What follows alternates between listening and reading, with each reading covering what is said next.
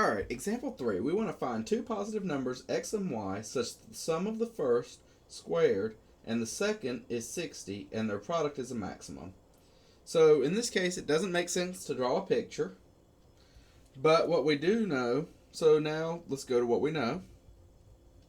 So we need two positive numbers x and y, so I'm going to say, so we know that x is greater than 0, y is greater than 0. So we're just going to let x equal the first number, y be the second number. It doesn't make a difference here. And then we know that the sum of the first squared, so x squared, and the sum tells us to add, and the second, y, is 60. So remember, anytime you see the word is, think equals. And what do we want? So in this case, we want to know the numbers, right? So we want x and y. But we want x and y such that what's true? Such that their product is a maximum, right? So we want the numbers x and y, but we want them such that the product is a maximum.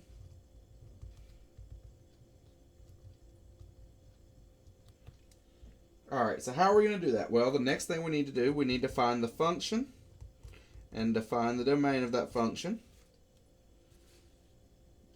So in this case, because we want x and y such that the product is a maximum, then our function is going to be their product. So let's start out with the equation. The product of the two numbers is x times y. But we need to make it a function of one variable, so let's use what we know. So we know x squared plus y equals 60. So then we know then y equals 60 minus x squared. So then now p is equal to x times y, so we can rewrite this as a function of just one variable x. P of x is x times 60 minus x squared, since that's what we said y was. So then cleaning this up, so p of x equals 60x minus x to the third power. So there is our equation, or our function. So we have our function. Now for the domain, so what do we know? So we need x and y both positive, right? Well, easy to say, okay, x is positive, but is there a maximum that x could be? So we need to keep y positive also. So we need to figure out what is the largest value we can have for x before y would be negative. So what we want to do is we want to set y equaling 60 minus x squared equal to 0 and find out what that x value that would make it 0 is. So what that boundary would be. So we want to set y equal to 0 and solve for the largest number that x can be before y is equal to 0. So y equals 60 minus x squared equals 0. So then at negative x squared equals negative 60. X squared equals 60. So x is equal to positive or negative square root of 60. But then, well, square root of 60, we can simplify that. So we know that is square root of 4 times 15. So x is equal to 2 square roots of 15. We don't care about the negative in this case just because we know it has to be greater than 0, right? So if x equals this 2 square roots of 15, y equals 0, right? What happens if x is greater than 2 square roots of 15? Well, that's right, y would be negative. So then our domain means x can only run between 0 and 2 square roots of 15. Alright, so now that we have our function, we have our domain, let's find our critical numbers and test them. So to find the critical numbers, we'll start out with our function. P of x equals 60x minus x cubed.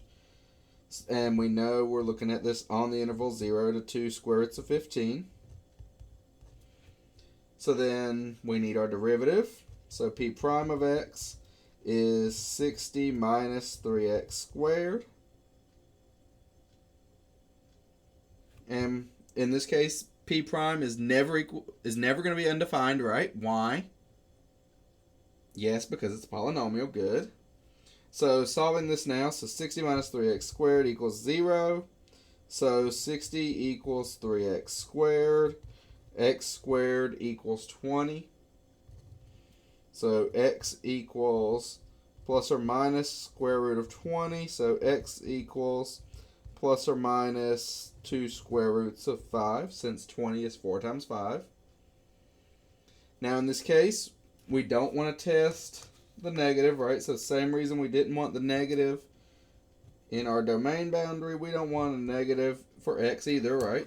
So we just test the positive. So to test it, second derivative, so p double prime of x. So the original derivative, first derivative was 60 minus 3x squared. So p double prime of x is just negative 6x. So p double prime of 2 square roots of 5 is negative 6 times 2 square roots of 5. So 2 square roots of 5 we know is going to be greater than 0, right? So that's a positive number. Positive times a negative then is going to be what? Negative, that's right. So this is less than 0. So p of x has a relative what? That's right, we have a relative maximum